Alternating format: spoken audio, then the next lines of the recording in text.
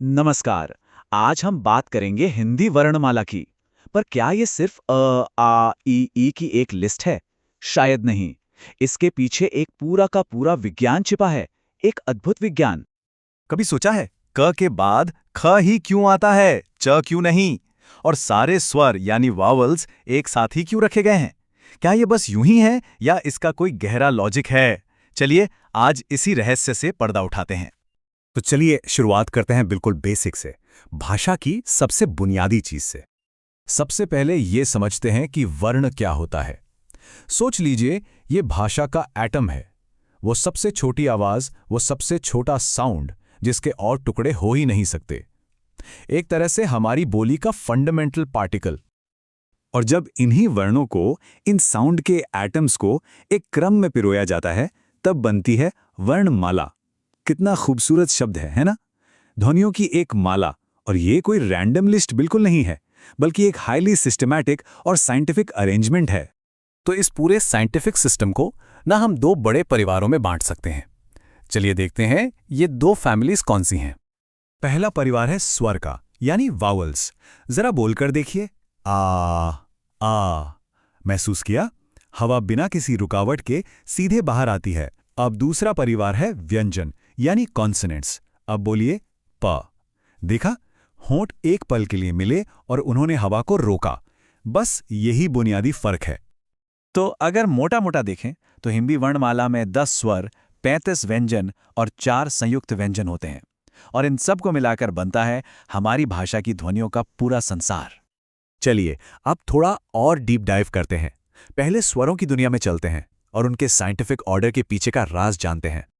ये जो स्क्रीन पर दिख रहा है ना, यही है असली ब्लूप्रिंट। ये हमारे मुंह के अंदर का, हमारे वोकल ट्रैक का नक्शा है। और आप मानिए, हिंदी वर्णमाला का पूरा विज्ञान इसी नक्शे पर टिका हुआ है। हर एक स्वर को 3 चीजों के आधार पर क्लासिफाई किया गया है। आपकी जीभ कहाँ है, मुंह कितना खुला है और होठों का आकार कैसा है। जरा ट्राई कीजिए। ई बोलिए, जीभ आगे है, होंठ फैले हुए हैं। अब बोलिए ऊ, जीभ पीछे चली गई और होंठ गोल हो गए। कमाल है ना? हर अक्षर एक फिजिकल एक्शन का मैप है। अच्छा, स्वर तो समझ आ गए।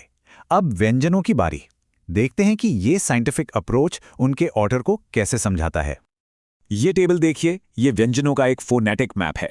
हर लाइन बताती है कि आवाज मुंह के किस हिस्से से आ रही है। चलिए खुद ट्राई करते हैं। क बोलिए, महसूस कीजिए आवाज गले में एकदम पीछे से, कंठ से आ रही है।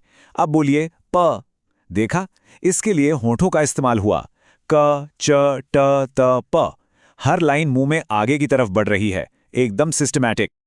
और बात यही खत्म नहीं होती।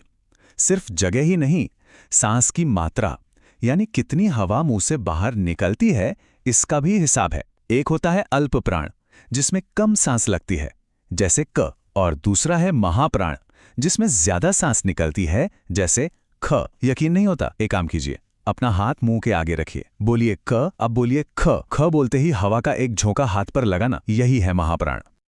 तो इतनी सारी साइंस और थ्योरी का प्रैक्टिकल यूज क्या है? चलिए एक ऐसी चीज देखते हैं जहां ये नॉलेज बहुत काम आती है। एक छोटा सा सवाल, अगर हिंदी डिक्शनरी में क्षमा शब्द ढूंढना हो तो कहां ढूंढेंगे? क्ष के सेक्शन में? ये सवाल ना अच्छे अच्छों को कंफ्यूज कर देता है। इसका जवाब भी वर्णमाला के स्ट्रक्चर में ही है। डिक्शनरी के कुछ सिंपल रूल्स होते हैं, जैसे स्वर हमेशा व्यंजन से पहले आते हैं। ये तो आसान है।